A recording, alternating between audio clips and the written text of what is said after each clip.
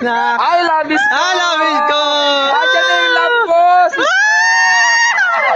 Lagi kita napapanood. Oy, I love Isko, shout out, Oh, I love you too. subscribe, I love you. Mga batang Maynila, handa na ba kayo?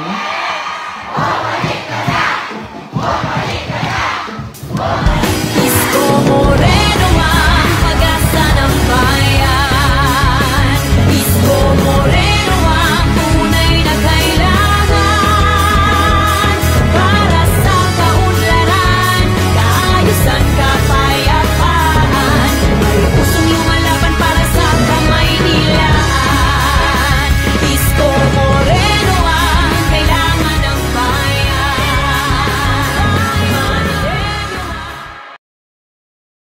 Ang siyudad ng Maynila ay tinagurian na perlas ng silangan, the Pearl of the Orient, isa sa pinakamagandang siyudad pagkatapos ng rehimen ng Espanya. Subalit, sa kasamaang palad, ito ay winasak ng digmaan noong panahon ng Hapon. At simula noon, tila nahirapan na ang siyudad na bumangon. Hanggang ang isang anak ng siyudad ay tumayo at pinangunahan ang pagbabago nito. Mayor-elect Isko Moreno Domagoso now rolling up his sleeves to bring back the city's lost glory. Ibabalik ko na po ang tali sa mga taga-lungsod ng Maynila. At sa kanyang paglilinis ng siyudad ng Maynila, ginawa niyang araw ang gabi at hindi siya nagpahinga para lang isakatuparan ang kanyang mga pangarap sa mahal niyang siyudad. Nilinis niya ang mga dugyot na mga lugar ng Maynila. Unang-una, ang Divisoria, Nagusnilad Underpass, at ang Hidden Garden sa tapat ng post office. Ang mga liwasan ay kanyang pinaganda. Ang Cartilla, Arceros Forest Park and the Circle, at ang paraiso ng Batang Maynila, at ang mga pangunahing na kalsada kagaya ng Talaw at Taft Avenue ay kanyang inayos din. Inilawan pa niya ang Taft Avenue. Kasama ang pagpapalaganap ng peace and order, kaya bumaba ang crime rate ng syudad. At sa tugatog ng kanyang kasipagan, isang trahedya ang tumupok sa Baseco. Maraming mamamayan ang nasunugan ng mga tahanan. Isang sakuna na dumurog sa mga puso ng mga taga-Baseco.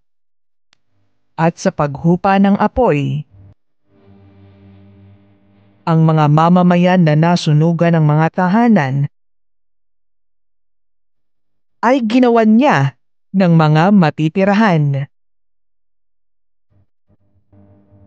Pagkatapos ng 3 buwan, ang mga nasunugan ay meron na muling tahanan. Nag-alab ng husto ang kasipagan ng Batang Maynila, kaya marami pa siyang ipinatayo na mga tahanan sa loob ng napakaiksing panahon. Ito ang Condominium 1 at Condominium 2. Binondominium 1, San Sebastian Residences,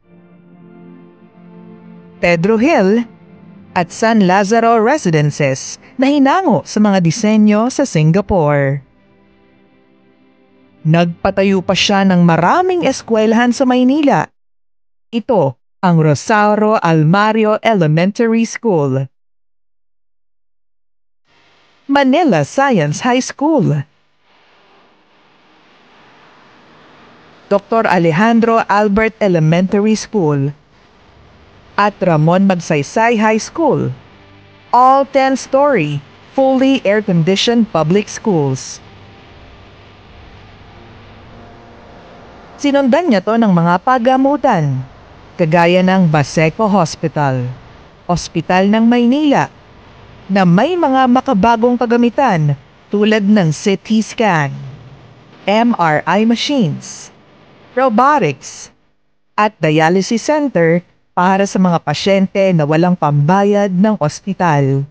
Tinupad din ni Yorme ang pangako niya sa ating mga lolo't lola sa pagbibigay ng benepisyo sa kanila, tulad ng monthly allowance, birthday cake, black rice, ensure milk and vitamins.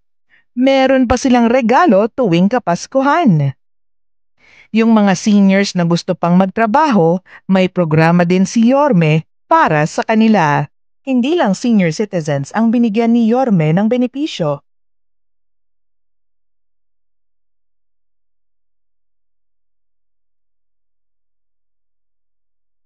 Pati PWD, solo parent, teachers, and students of PLM and UDM. Nagbigay pa si Yorme ng 11,000 laptops sa mga teachers, 110,000 tablets naman sa mga estudyante para sa kanilang online learning with internet. At sino ang hindi makakalimot sa madilim na yugto ng ating bansa?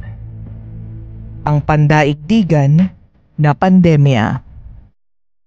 At sa pag-ahasik nito ng peste, kaagad nagpatupad si Yorme ng 24/7 na testing facility at vaccine drive-thru laban sa pandemya, na merong dedicated na vaccine storage facility sa Santa Ana Hospital. Bumili rin siya ng mamahaling gamot kagaya ng Remdesivir, Tocilizumab, at Molnupiravir para sa lahat ng nangangailangan noong panahon ng pandemya. Hindi doon natapos ang mga solusyon na naisip ni Yorme para labanan ang pandemya. Dahil sa kakulangan ng mga pagamutan sa buong bansa, ang Batang Maynila ay mabilisang nakaisip ng solusyon. Ang Manila COVID-19 Field Hospital, ang pagamutan na itinayo sa loob lang ng 52 araw na tumugon sa kakulangan ng mga hospitals sa panahon ng pandemya. At dahil dito, maraming buhay ang nailigtas ng itinayo niyang pagamutan. Dahil sa sama ng ekonomiya dulot ng pandemya sa buong mundo, ipinatupad ni Yorme ang Food Security Program. Nasa loob ng 8 buwan, siya ay namahagi ng food boxes sa 700,000 families. Awa ng Diyos, walang nagutom sa lungsod ng Maynila noong panahon ng pandemya. Hindi rin niya nalimutan ang matagal nang pinapangarap ng kapatirang Islam. Ang magkaroon ng sariling libingan sa syudad ng Maynila. Sa pamumuno ni Yorme, umaliwalas, pumanatag, at naibalik ang tayog ng Maynila. Kinilala ang lungsod ng Maynila ng iba't ibang ahensya ng gobyerno, mapalokal at international na organisasyon. Rest assured to each and every one of you here, when we fail, babangon kami agad. We'll do it again. When we succeed, we guarantee you we'll innovate. We'll make it farther and reach more. We will be with you. Nobody will be left behind. Now together, let's make Manila great again. Ang pagpapalit ni Yorme.